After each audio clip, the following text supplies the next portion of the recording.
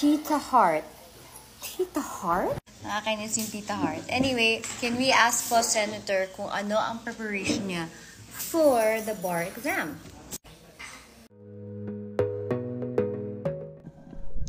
Hello at welcome back sa aking channel.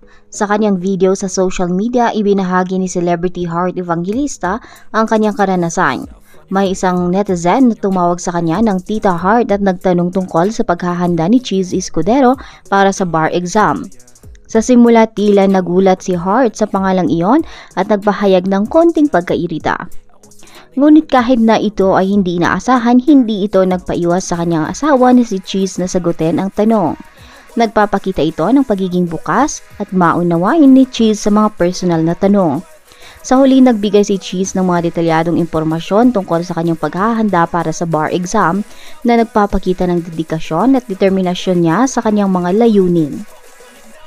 Bago niyo panoorin ang kabuuan ng video, ay huwag kalimutang mag-like, comment, share at subscribe para sa iba pang Tita Heart. Tita Heart?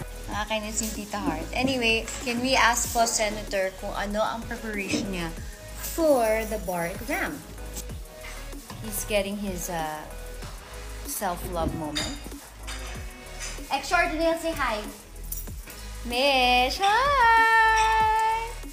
Yes, preparation for the bar exam. Maliban sa pagdarasal, basahin lahat ng Bible, puro code lang, in other words, yung batas, bago ko binasa yung annotations ng libro, bago ko binasa yung bawat questions and answers, para mag-ayag at kita mo, may mga klase ng tanong